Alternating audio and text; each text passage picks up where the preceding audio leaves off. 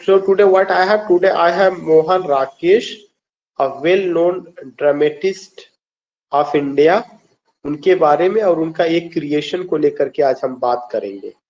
Mohan Rakesh was born on 8th January 1925, died in December 1972, was one of the pioneers of the नई कहानी, new story, जो नई उसके एक बड़े राइटर में या उस युग के एक बड़े writer, literary movement of the Hindi literature. 19 wrote the first modern Hindi play, उन्होंने हिंदी साहित्य का पहला मॉडल कब लिखा है, जो कि आषाढ़ पर काज लूंगा, जो कि यूनिवर्सिटी से बच्चों का भी फायदा होगा। बाद में इसे भी कवर कराएंगे। हीरो हिंदी प्ले, उन्होंने मॉडर्न हिंदी प्ले पहला लिया जिसका नाम वन डे इन आषाढ़, कब लिखा? 1958 में लिखा, विच बाय संगीत नाटक academy. He made significant contribution to the novel, short story, travelogue, criticism, memoir and drama. Mohan Rakesh आज हमें कवर करना is one of the most significant plays about urban middle class. Very important question. आधे play है जो किसके बारे में बात करता है? अर्बन मिडिल क्लास फैमिली के बारे में, and quietly project the transition of values in the changing, और उसमें ये भी बताता है कि कैसे जो है वैल्यूज चेंज हो रहा है। He was awarded the संगीत नाटक एकेडमी अवार्ड इन 1968 में संगीत नाटक एकेडमी अवार्ड से सम्मानित किया गया। Again I like to repeat कि मोहन राकेश 1925 में पैदा हुए हैं, 1972 में उनकी मौत हुई है। एक पाइनियर राइटर है, नई कहानी, न्यू स्टोरी, जो मूवमेंट हिंदी लिटरेचर में चला था 50 के आसपास या 50 के दशक में, उसके हैं। उनका कुछ अपना प्ले आषाढ़ का एक दिन है जो 1958 में आया, और इसके अलावा उनका एक बहुत इंपॉर्टेंट प्ले आधे अधूरे है। ये सब चीजें, और खास करके आधे अधूरे किसके बारे में बताता है? अर्बन मिडिल क्लास फैमिली को लेकर के बताता है, जो उसमें वैल्यूज है, जो उसमें कस्टम्स, जो चेंज, तमाम तरह की चेंजेस आ रहे हैं, उसको लेकर की बात होती है। दूसरी शीट पर आप मोहन राकेश को देख सकते हैं। मदन मोहन गुगलानी, पूरा नाम मदन मोहन गुगलानी के नाम से पैदा हुए, हो सकता है मोहन राकेश बाद में उन्होंने टाइटल अडॉप्ट किया है। 8 जनवरी 1925 को अमृतसर पंजाब, मतलब अनडिवाइडेड इंडिया ड्यूरिंग ब्रिटिश राज। 1972 में मौत हुई है, 47 साल की उम्र में। नॉवलिस्ट एंड प्ले राइट रहे। Early life and education, he was born as Madan Mohan Guglani, Madan Mohan Guglani था। 8 January 1925, Amritsar in the Punjab province of the British India. His father was a lawyer, उनके फादर थे, who died when he was 16. Mohan Rakesh hailed from a Sindhi family से आते हैं। His father migrated from Sindh to Punjab long ago. He did his MA in English. ज्यादातर लोग आप देखेंगे कि जिन्होंने बड़ा काम किया उनका MA इन इंग्लिश रहा, और हिंदी में भी उनकी अच्छी पकड़ थी। जो है कहाँ पे? फ्रॉम पंजाब यूनिवर्सिटी लाहौर से उन्होंने किया हुआ था। अभी आपको मैं पढ़ाऊंगा एक और ऐसे ही राइटर हैं जो सिलेबस में है। उनका एक वर्क है अमृतसर आ गया, समथिंग मिसिंग द नेम। वो जो है उनका भी आप देखेंगे तो MA इन इंग्लिश, उसके बाद बहुत सारा काम उन्होंने किया इन हिंदी में। जो तो एक बड़ा नाम Mohan Rakesh, he did MA in English and good job in Hindi.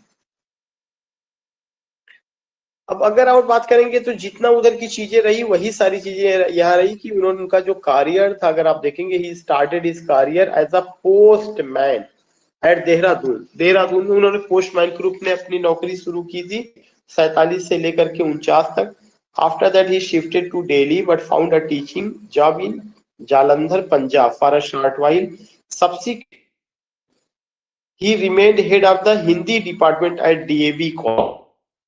और इसके अलावा वो जो है हिंदी के हेड में DAV कॉलेज के, खासकर गुरु नानक देव यूनिवर्सिटी, कहाँ पर? गुरु नानक में, and taught Hindi at Bishop Cotton school, और उन्होंने Hindi Bishop Cotton school in Shimla for 2 years before coming back to teaching Jalandhar. In Shimla he had Ruskin own Bond, Ruskin Bond रहते थे शिमला में।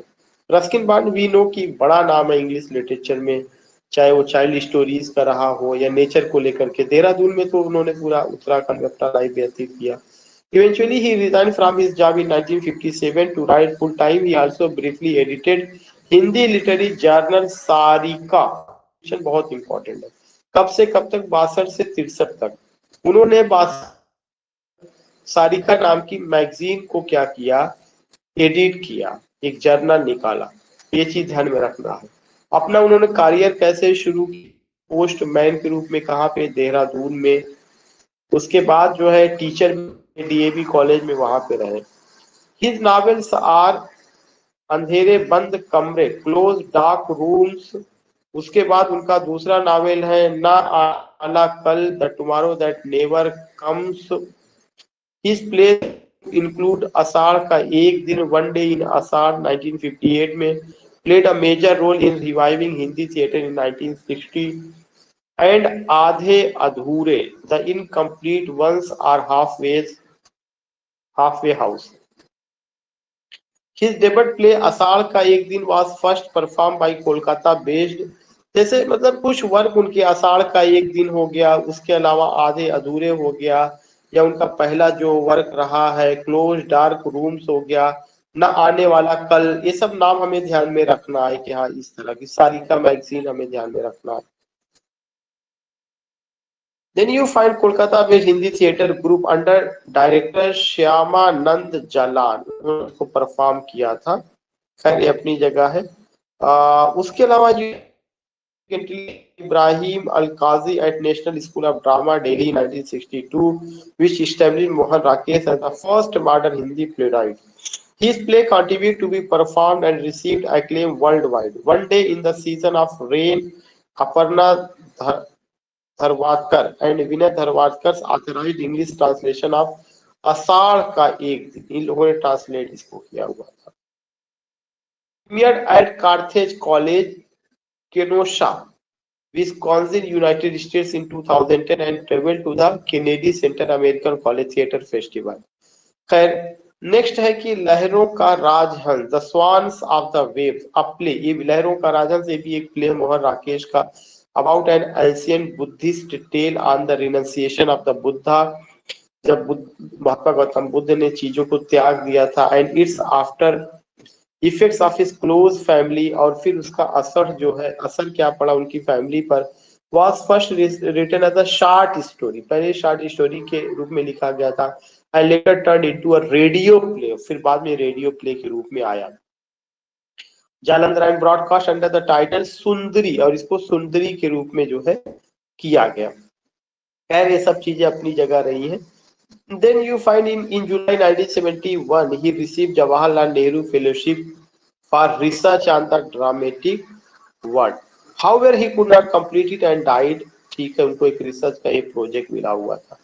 पर्सनल लाइफ में देखेंगे उनकी मैरिज, सेकेंड मैरिज 1960 में हुई थी, जो बहुत जल्दी खत्म हो गई। थर्ड मैरिज अनीता और लॉक के साथ हुई थी 1963 में। He had found love. At the time of the marriage, Anita was 21 years old. After his death, she continued to live in Delhi and now in her 70s lives in east of Kailash neighborhood. Her autobiographical work Satren was first serialized in Hindi magazine Sarika, later published in 2000।